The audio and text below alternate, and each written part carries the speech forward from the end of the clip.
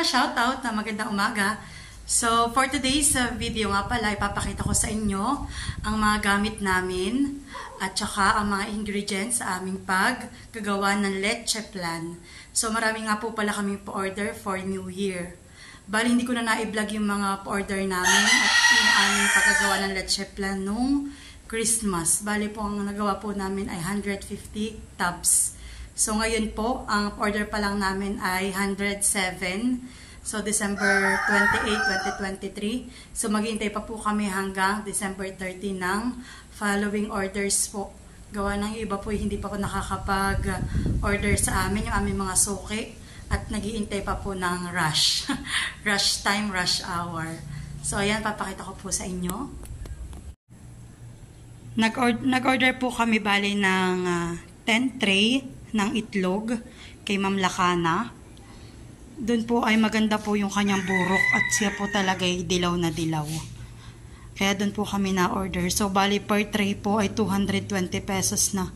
Samantala, nung last year po ay kami pinagbili parang 150 lang po ang per tray ang presyo. So, ayan. At meron kami ditong yung green na na pang-divider po namin sa steamer, sa leche plan. Para hindi po siya kumiling-kiling yung yung lanera. Tapos dito po bumili na kami ng canister, yung rectangle po. 150 pieces po. Tapos ay meron lang kaming natira nung nakaraan. Pwede natira po namin nung nakaraan. Siguro yung mga 8 pieces. At ito naman yung aming pangsala kapag tapos nang magkanaw ng itlog na mayroong gatas at mayroong asukal.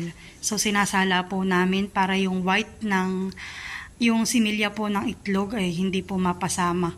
At gawa ng yun po yung namumuo sa leche plan. So, dapat po yun ay nasasala. At meron din kami ditong kalamansi, pantanggal ng langsa. So, bali ang aming ginagamit ay sa aming kada timpla ay 5 to 7 pieces ng kalamansi. Depende po sa laki. Ayan. So, ito po yung ginagamit naming asukal, white sugar. At baka po kayo magtatanong kung bakit white sugar ang ginagamit namin, hindi 99.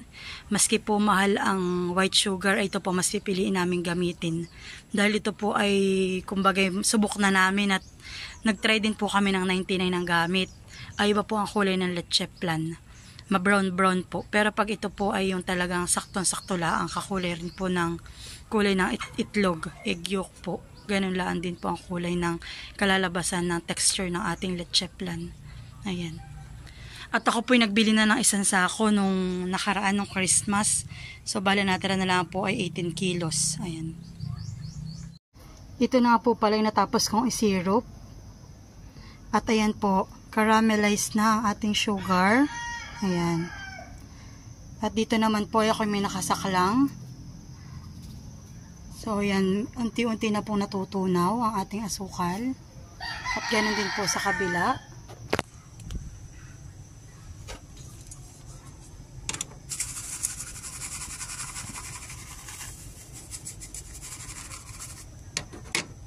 Talaga po ang pagsisyrup po ay napakabantayin. At once po na nataok na, ay hindi na po pwedeng gamitin ang lanera. Kumbagay atin na po ulit babaguhat, lilinisan. At saka po pwede na ulit gamitin. At ang syrup po nila magiging mapait. Ayan.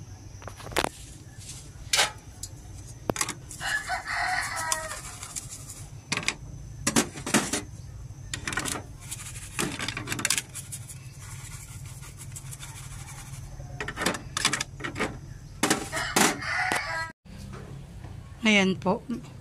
Ang aming pong baling lanera ay nasa 60 plus po. At atin na pong titimbangin ating itlog para po tayo ay makapagkanaw na. So, 2 and 3/4. Siguro tama lang na yan. Ayun, ito na bilang. So, ayan po. 2.5 kilos po ang ating itlog. At magkikilo na din po tayo ng ating asukal. At magkikilo na po tayo ng ating asukal. Bale, 3.5 po.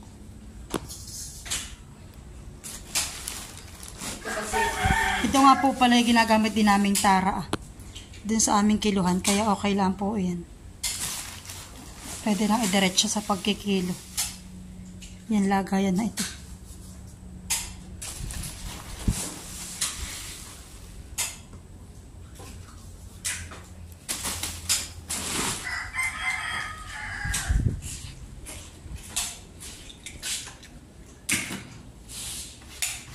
At kulang pa po. At ayan po, saktong 3.5 kilos na po ang ating white sugar.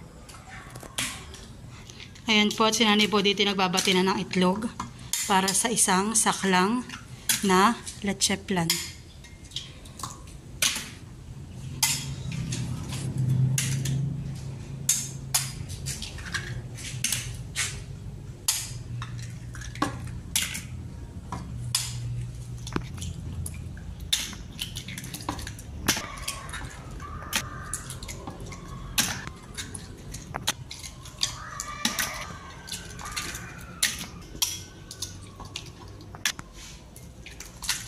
Lalagyan na rin po natin ng kalamansi.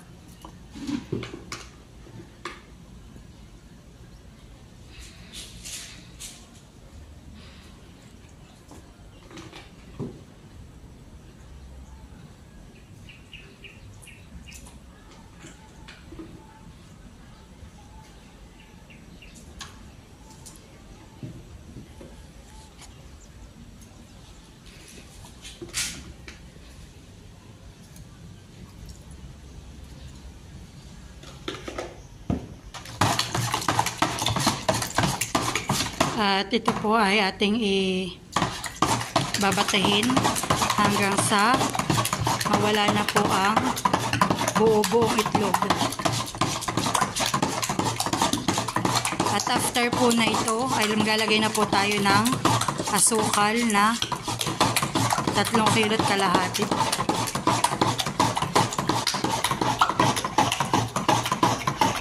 Lagyan na rin po natin ang ating asukal na puti.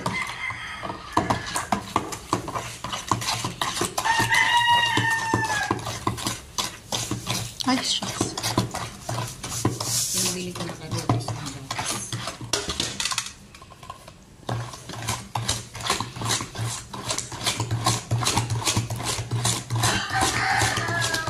At pagkatapos naman po ng asukal, ilalagay rin natin ang ating evaporated milk na Alaska. At maglalagay na po kami ng gatas.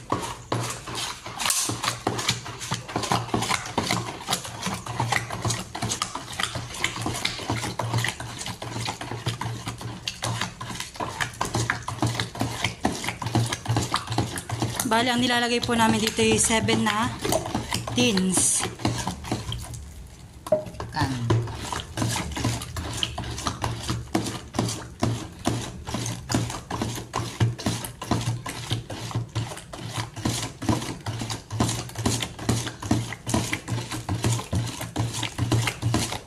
Original Alaska.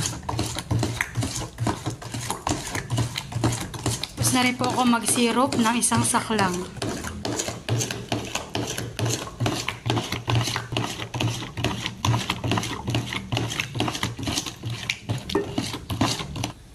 Ayan, at sinasala na po namin ang aming kinanaw na itlog na may gatas. Bali, yung pong masasala dito ay yung mga puti ng itlog, yung similya po. Saka bula. Tsaka po yung bula. At habang pong naghihintay kami na mawala yung bula at yung pong tumulo pa itong kaunti dito sa may salaan, atin po munang tatakpan. At hanggat sa mawala na po yung bula para po at atin na mailuto.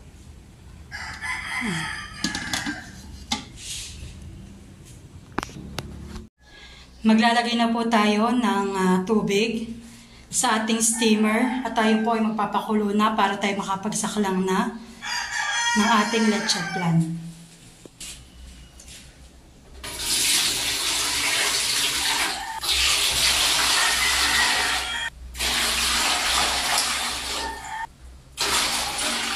At 4 na tabo lang po ating inilagay. Doon naman po tayo sa maliit.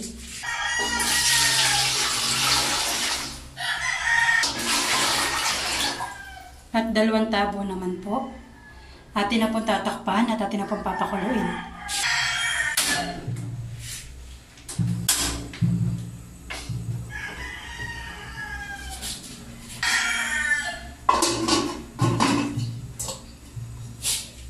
So ayan po, at hintayin na lang natin silang kumulo. Kumukulo na po ang ating tubig. Atin na pong isasaklang ang ating sinirop na lanera. At maglalagay na din po tayo ng ating kinanaw na mixture ng ating pang leche flan. So, ayan, lalagyan na po natin.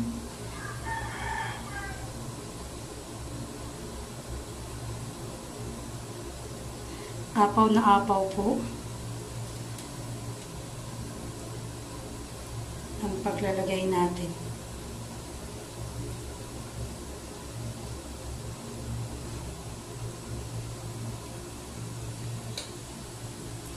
At magpapatong pa po tayo ng isa pa. At kumukulo na rin po ang ating malaking steamer. Atin na rin po sasaklangan. Papahinaan po muna natin ang ating gasol. Ayan. Tatapusin po muna natin itong ating unang saklang.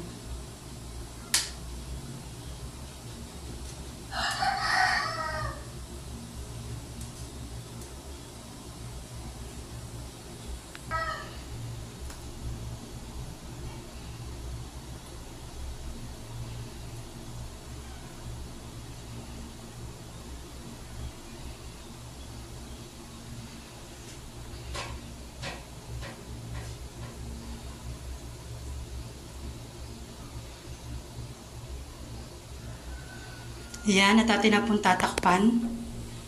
At hintayin po natin hanggang sa rumuso ang ibabaw. Ayan, at sasaklangan na rin po natin yung ating malaking steamer.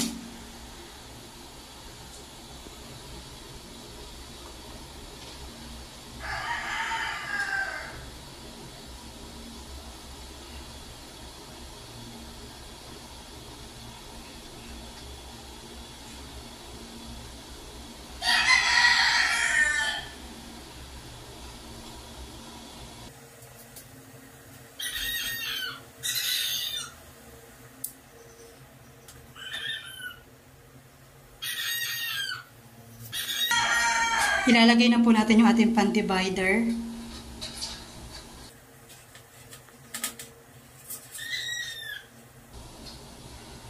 So, ayan. Ayan po, at nailagay na po natin ang ating divider tsaka yung ating lanera na may leche flan mixture. So, next po, ang second divider na. Ayan.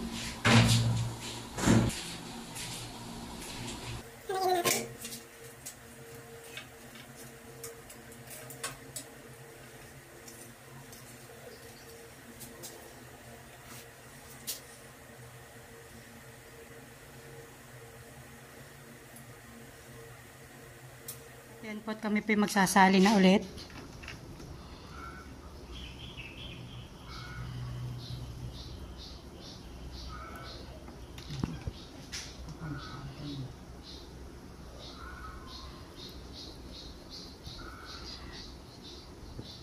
Parang lumabas lang po dun sa gawa natin ay 20.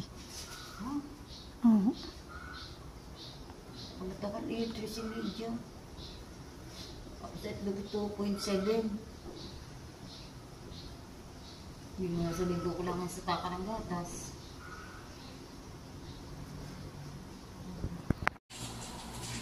So, ganito po ang nangyayari kapag yung kasasalin at hindi pa na papababa yung bula.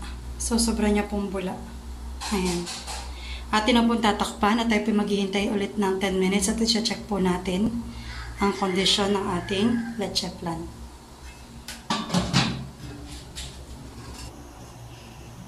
Ayan. At ito pong aking unang saklang dito sa maliit ay maruson ng ibabaw. So, pwede na pong pahinaan ang ating gasol. Ang ating stove. Ayan.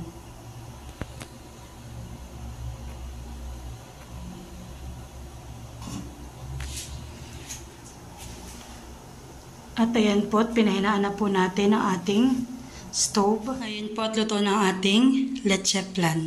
Ayan. At ito na po yung naluto namin kahapon na 2 saklang. Bali, ang lumabas po sa aming nagawa ay 41 tubs. Ayan. At ito naman pong nakahiwalay na. Ay ito po ay kay Ate Rose. Bali, ito po yung order niya ay 20 tubs. Siya po ay naglalako dito sa amin at saka po sa ibang lugar. Bali, meron po siyang freebies na isa dahil po 20 pieces po ang kanyang in-order. Noon din po ang Christmas, 20 pieces. So, may free 1 tub din po siya. Ayan. Mamaya daw niya po pipick upin. At ito naman po ay na-mix na ni nanay kanina. Bali, ito po yung pangatlong saklang. At ito yung pang-apat. Bali po, ang amin na lang gagawin ay 3. Ayan. Ready na po ulit pagluluto. At ako po ay may nasirop na. At ito na po yung mga nasirop ko kanina. Kulang pa po ito ng 4. So, bali ito na po yung aming nagawang leche flan. Bali po ang nagawa namin leche flan ay 147 tubs. Total po na yun. At gawa po kami po ay naka7 saklang. Kada isang saklang po ay 21 tubs. Ayan. At andito pa po yung iba. Ayan. Bali ngayon po December 30 ay kami po tapos na sa aming pagluluto. Hindi po kagaya dati na 31 na nagluluto pa po kami sa sobrang daming pa-order. So ayan. Madami po. At ang aming pong pa-order ay 141 na. Plus 344 po. Ayan. Baka bukas po kami makaluto ng pangsarili namin. At baka kukulangin pa.